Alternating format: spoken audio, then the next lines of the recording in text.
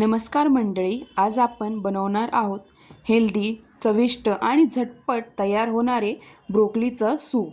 अगदी creamy texture आलेले आहे या सूपला.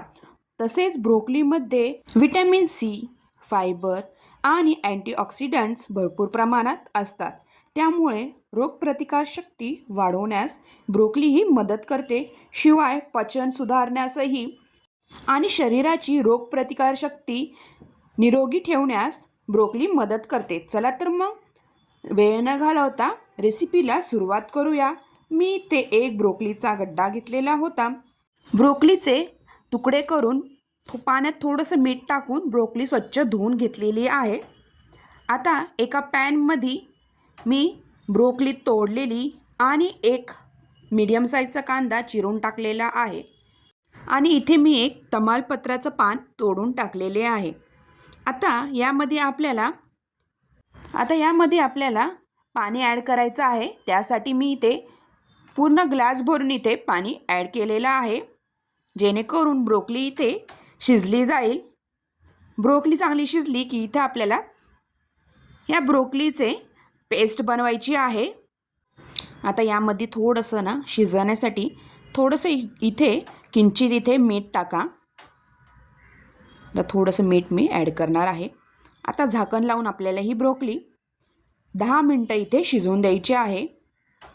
इथं ब्रोकली शिजायला जास्त वेळही लागणार नाही आहे. छान इथं बघा 10 मिनटानंतर बघा ब्रोकली इथे चांगली शिजली गेलेली आहे, मऊसर इथे झालेली आहे. 10 ते 15 मिनटात ते ब्रोकली शिजली जाते. आता गॅस बंद करूयात आणि आता जी तमालपत्राची पानं आपण टाकलेली होती ती साईडला करून घेऊया आणि गार झाल्यानंतर आपल्याला पेस्ट करून घ्यायची आहे. आता त्याच पॅनमध्ये मी थोडंसं बटर टाकलेलं आहे. इथे तुम्ही तूपही टाकू शकता, फ्लेवर छान येतो बटरमुळं. आणि मी थोडंसं इथे कॉर्नही घेतलेले आहेत आणि जे शिजलेली ब्रोकली होती त्यातली काही ब्रोकली काढून ठेवलेली आहे. अख्खे दाणे कॉर्नचे आणि ब्रोकलीचे सूप खाताना टेस्टी लागतात, त्यामुळे असे थोडंसं परतून घेतलेलं आहे बटरमध्ये. आता जे ब्रोकली थंड झालेली आहे, आता आपण ह्याची चांगली अशी पेस्ट करून घेऊयात. स्मूथ अशी इथे बघा, छान इथे स्मूथ पेस्ट इथं बारीक अशी पेस्ट झालेली आहे. मस्त इथे ब्रोकलीची पेस्ट झालेली आहे. आता जे कॉर्न आणि ब्रोकली आपण टाकलेली होती बघा, शिजले गेलेले आहेत बटरमध्ये. छान फ्लेवर येतो आणि खाताना सूप हे कॉर्नचे दाणे मक्याचे खाताना चांगले टेस्टी लागतात. आता जी आपण ब्रोकलीची पेस्ट बनवलेली आहे ती यामध्ये टाकून घेऊयात. मस्त आणि मिक्स करून घ्यायचं आहे. छान इथे उकळी आणून द्यायची आहे. मस्त असं ब्रोकलीचं सूप पावसाळ्यात खायला तर मज्जाच येते आणि शिवाय हेल्दीही आहे हे सूप आणि मुलंही आवडीने खातात ब्रोकलीचे सूप. नुसती ब्रोकली मुलांना खायला आवडत नाही, त्यावेळेस तुम्ही असे सूप करून दिले तर मुलं आवडीने खातील. आता यामध्ये थोडंसं तिखटपणा येण्यासाठी मी इथे थोडंसं चिली फ्लेक्स टाकलेले आहे.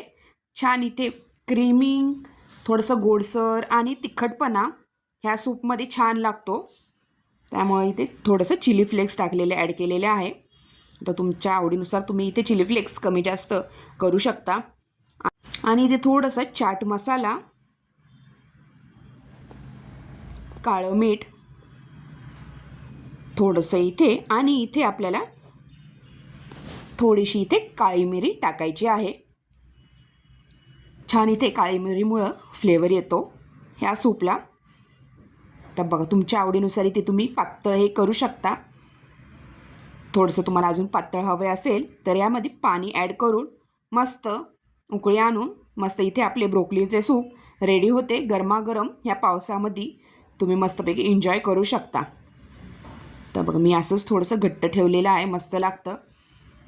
तुम्हाला हवे असेल तर तुम्ही थोडंसं पाणी ॲड करून अजून पातळही करू शकता.